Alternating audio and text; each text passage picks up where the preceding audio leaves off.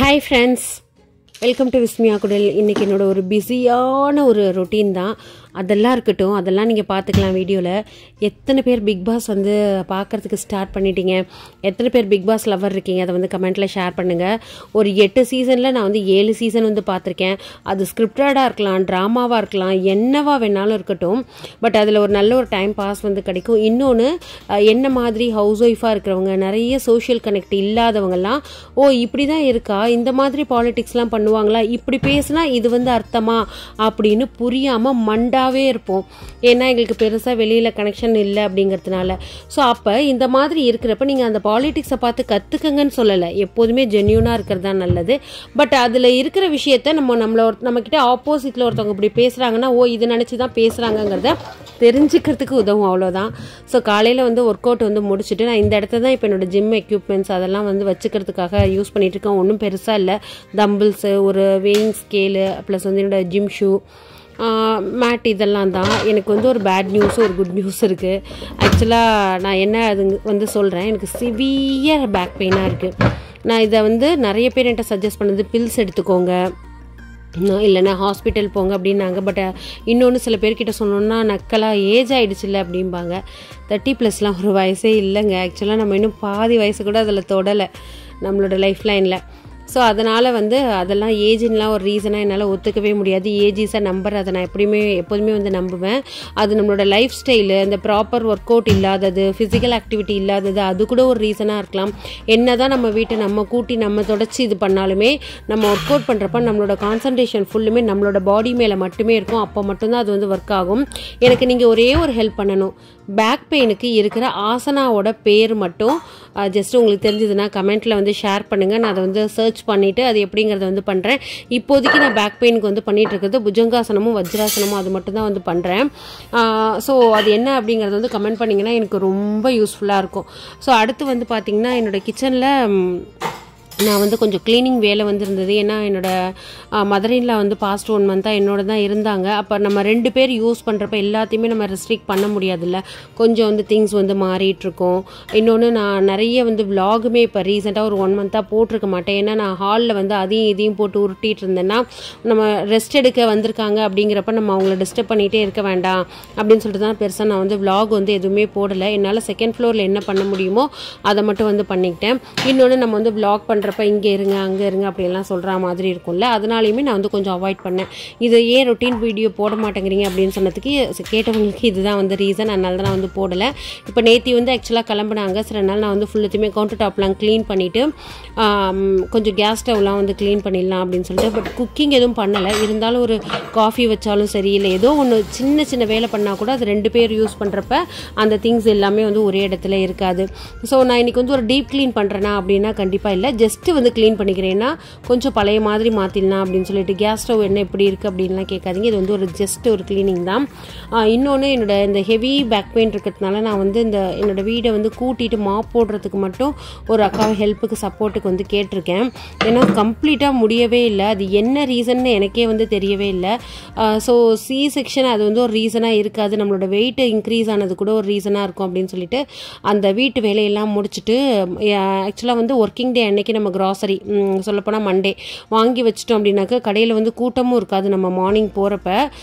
இல்லைனா ஒரு 3 o'clock அந்த மாதிரி வந்து பிளான் பண்ணிப்பேன். ஆனால் இப்போ பாப்பாவுக்கு எக்ஸாம் நடந்துட்டுருக்கு, எல்லாருக்கும் எக்ஸாம் முடிஞ்சு லீவ் விட்டு வாசலில் விளையாட ஆரம்பிச்சிட்டாங்க. ஆனால் எங்கள் பாப்பாவுக்கு இப்போ நடந்துட்டுருக்கிறதுனால அவள் வெளில விளையாடுற சத்தத்தெல்லாம் பார்த்து பயங்கரமாக டெம்ப்ட் ஆகிறா. இருந்தாலும் இன்றைக்கி நான் அந்த வாய்ஸ் ஓவர் கொடுக்குறப்ப அவள் லீவில் இருக்கா. ஸோ கிராசரியெல்லாம் வந்து கொஞ்சம் இந்த மாதம் அதிகமாக தான் போணுச்சு. ஏன்னா இப்போ தீபாவளி வருது, நம்ம சுழியம் பண்ணுவோம், முறுக்கு மாவு அதிரசம் மாவு அது 2மே அம்மா ஊர்லேருந்து பண்ணி கொடுத்து அனுப்பிச்சிட்டாங்க. அது இல்லாமல் ப்ரௌன் சுகர், இந்த பட்டரு, கொஞ்சம் ஆயிலெலாம் எக்ஸ்ட்ரா வாங்க வேண்டியது இருந்தது. அதுக்கப்புறமா அந்த எள்ளு, பெருங்காயம் இதெல்லாம் கூட முறுக்குக்கு வந்து போடுறதுக்காக, ப்ளஸ் வந்து சுகரு, அதுக்கப்புறமா அந்த ஜாமுன் மிக்ஸு இதெல்லாம் வந்து வாங்கினதுனால கொஞ்சம் கிராசரி வந்து நான் சொல்கிறது வந்து கீ எல்லாம் நான் வாங்கலை. சில ஐட்டம் வாங்காமே ஒரு 5000 கிட்ட டச் ஆனது. ஸோ உங்களுக்கு வந்து எவ்வளோ வரும் அப்படிங்கிறத வந்து சொல்லுங்கள். காஃபி பவுடர் அதெல்லாம் சேர்த்தோன்னா 5000 வந்துடும். நான் காஃபி பவுட்ரு மட்டும் என்னோடய பிரதரின்ல இப்போ கும்பகோணத்துலேருந்து வந்திருந்தப்போ நான் ஊர்லேருந்து கொண்டுட்டு வர சொல்லிட்டேன். இல்லைன்னா நான் கொரியர் புக் பண்ணாலுமே எனக்கு ஊர்லேருந்து ஃபில்டர் காஃபி பவுடர் வந்து வந்துடும். கும்பகோணம் ஃபில்டர் காஃபி பவுடர் நிறைய பேர் வந்து நிறைய சென்னையிலலாம் நான் வந்து பார்க்குறேன் இந்த மாதிரி ஃபில்டர் காஃபி பவுடருன்ட்டு. அது எதுவுமே ஒரிஜினல் ஃபில்டர் காஃபி பவுடர் கிடையாது.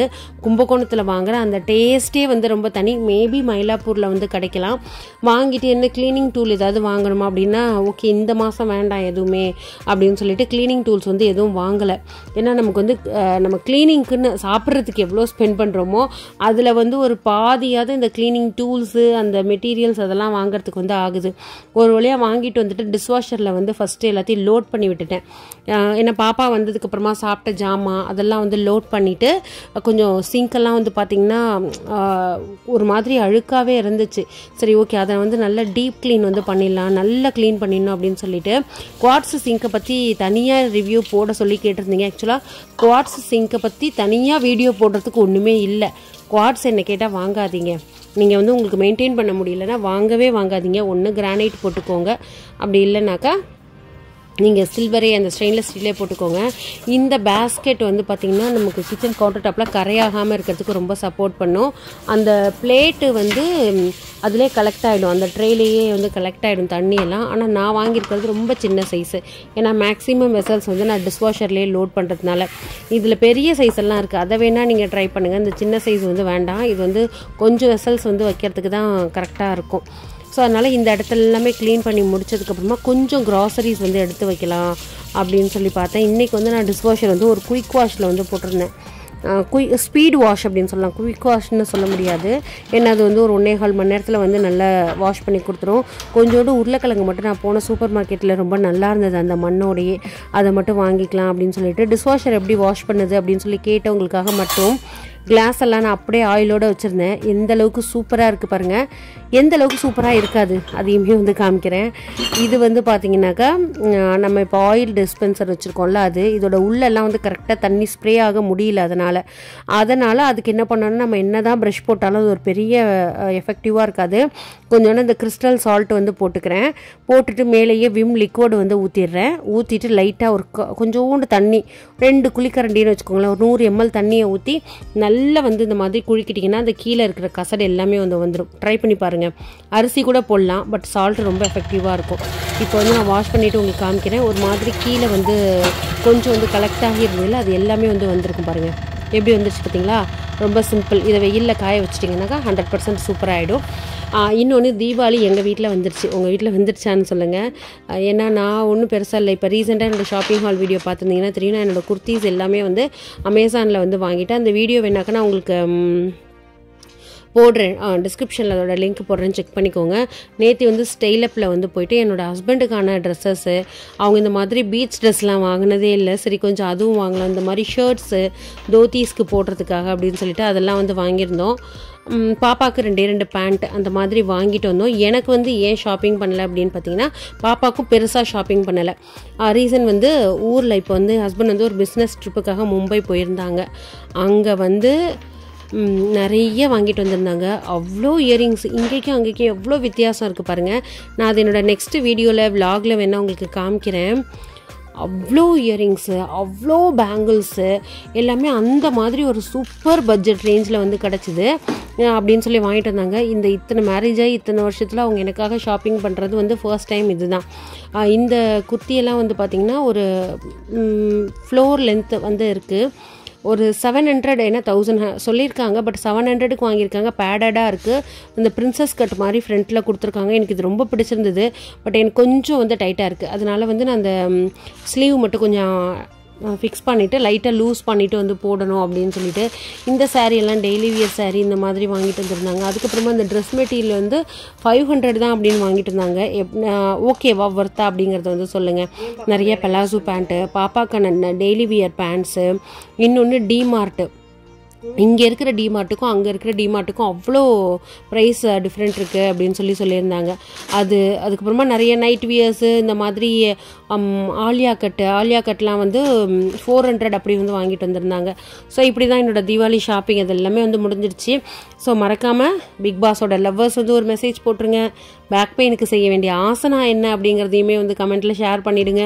எனக்கு அது ரொம்ப யூஸ்ஃபுல்லாக இருக்கும். ஏன்னா நான் ரொம்ப சஃபர் ஆகியிருக்கேன் என்னோடய பேக் பெயின்னால். இது இல்லாமல் நான் வந்து அந்த இயரிங்ஸு ப்ளஸ் வந்து பேங்கிள்ஸ் வந்து சொல்லியிருந்தால அது நான் வந்து உங்களுக்கு நெக்ஸ்ட் ஒரு விலாக் இனிமேல் நம்ம நிறைய விலாக் பண்ணலாம், நமக்கு எந்த ரெஸ்ட்ரிக்ஷனும் இல்லை.